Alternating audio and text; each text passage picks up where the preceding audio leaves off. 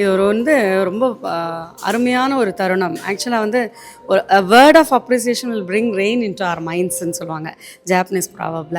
அதனால் யார் என்ன பண்ணாலும் நம்மளோட ஒரு அங்கீகாரம் கொடுக்குறாங்கன்னு போது ரொம்ப சந்தோஷம். அதுவும் பெண்களுக்கு ஒரு நல்ல சமையல்லேருந்து நல்ல ட்ரெஸ் பண்ணிக்கிறதுலேருந்து எதுவாக இருந்தாலும் அவங்க கூட இருக்கவங்க கொஞ்சம் அப்ரிஷியேட் பண்ணால் ரொம்ப சந்தோஷமாக இருக்கும். ஆனால் அது கிடைக்கிறது இல்லை. அதுதான் உண்மை. அது எந்த லெவலையும் கிடைக்கிறது இல்லை. ஆனால் கிரெசென்ஷியா இட்ஸ் அ பியூட்டிஃபுல் தாட். நான் அதை எனக்கு நாமினேஷன் பண்ணும்போதே நான் அதான் சொன்னேன். It's a very beautiful thought. இதுதான் நம்ம சொசைட்டிக்கு வேணும்.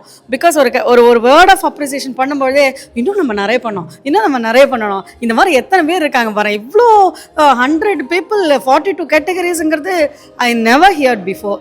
Such a beautiful thought. நிஜமாவே இது it will bring rain into our minds. Thank you. Same time பல துறைகளில் சாதிக்கிற பெண்களுக்கு பல தடைகளும் இருக்கும். ஸோ அவங்க அது எல்லாத்தையும் தாண்டி தான் இந்த மாதிரியான ஒரு மேடை அவங்களுக்கு கிடைக்குது.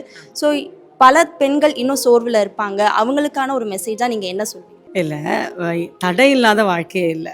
எல்லாத்துலேயும் எதிர்நீச்சல் தான். நான் எப்பொழுதுமே ஒன்று சொல்கிறது உண்டு. ஏதானும் ஒன்றுனா தடை பண்ணுறாங்கன்னா இன்னும் பியூட்டிஃபுல்லாக எதிர்நீச்சல் போடணுமே தவிர ஐயோ இது அவங்க சரின்னு சொல்லி போயிட்டு ஒன்றும் கிடையாது.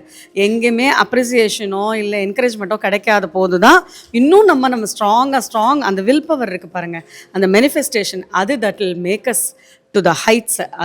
அதை நம்ம விடவே கூடாது, மனசை சோர்ந்து போகக்கூடாது.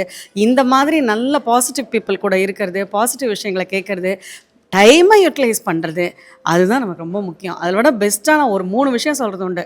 த பெஸ்ட் ஒரேட்டருக்காக தான் எனக்கு இந்த அவார்டு. 3 விஷயந்தான். நம்ம யாரையாவது பார்த்தா சிரிக்கணும், சாப்பிட்டா சிரிக்கணும், படுத்தா தூங்கணும். இவ்வளவுதான் நம்ம வாழ்க்கை. நம்ம போகும்போது ஒன்றும் கொண்டு போகிறதில்ல. யாரை பார்க்கும்போது சிரிக்கணும்னா நமக்கு ஈகோ இருக்கக்கூடாது, சிரிக்கணும்னா நல்ல ஆரோக்கியம் இருக்கணும், படுத்தா தூங்கணும்னா எந்த விதமான ப்ரீ ஆக்குபைட் தாட்ஸும் இருக்கக்கூடாது.